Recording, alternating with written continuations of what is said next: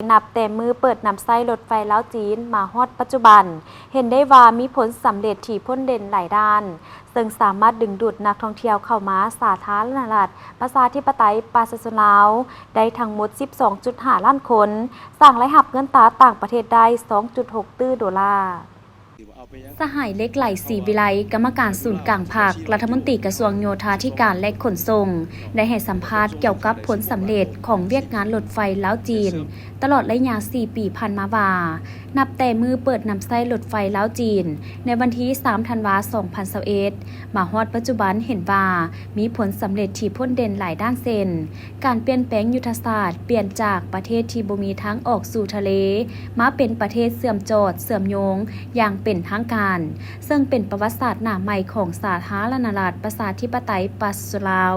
และประเทศลาวเป็นประเทศที่มีรถไฟความไวสูงก่อนหมู่ในบรรดาประเทศอาเซียนที่เชื่อมต่อกับสาธารณรัฐประชาชนจีนอันพ้นเด่นที่ยั่งยืนจ่าแจ้งสามารถดึงดูดนักท่องเที่ยวเข้ามาสาธารณรัฐประชาธิปไตยประชาชนลาวได้ทั้งหมด 12.5 ล้านคนสร้างรายรับเงินตราต่างประเทศได้ 2.6 ตื้อดอลลาร์ซึ่งเห็นว่าระยะเปิดรถไฟ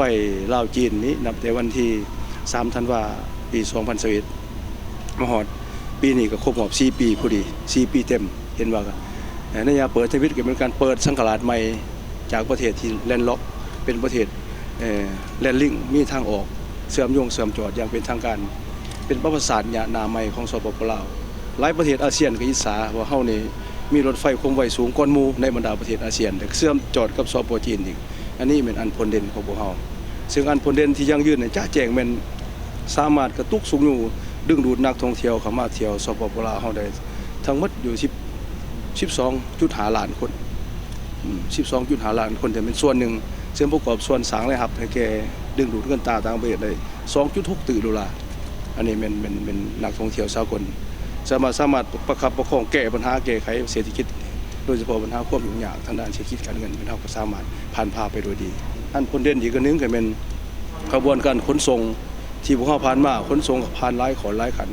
หลังจากมีรถไฟครับกระบวนการขนส่งสินค้าขนส่งโดยสารก็มีบรรยากาศฟุดฟูโดยเฉพาะขนส่งเฉพาะ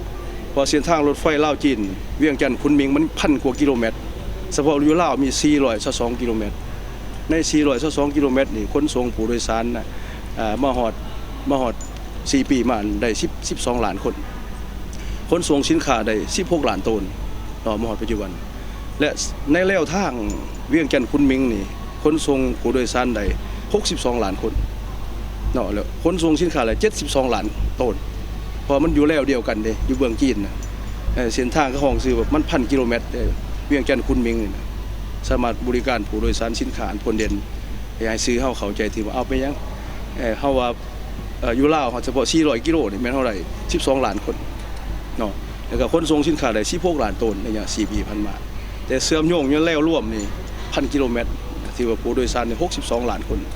สินค้า72 ล้านตันอยู่ในแล้วเดียวกันนี่เนาะอันพ้นเด่นสำหรับรถไฟลาวจีนนี้สำหรับทิศทางแผนการใน5 ปีต่อหน้าจะสุกยุ่ส่งเสริมการท่องเที่ยวและดึงดูดนักท่องเที่ยวสากลเข้ามาเที่ยวลาวให้ได้22 ล้านคนคาดคะเนรายรับเงินตราต่างประเทศประมาณ8 ตื้อกว่าดอลลาร์นักท่องเที่ยวภายในให้ได้21 ล้านเถื่อคนสร้างรายรับประมาณ5 ตื้อดอลลาร์พร้อมนี้ก็จะขยายการเชื่อมจอดระหว่างลาวไทยและลาวจีนสุมใส่ขนครัวสร้างทางรถไฟลาวเวียดนามแขวงขมวนหาเวียดนามโดยคาดว่าจะเริ่มก่อสร้างในต้นปีพร้อมทั้งสุกโยโครงการทางด่วนและศึกษาความเป็นไปได้ในการสร้างทางรถไฟเวียงจันทน์หาปากเซ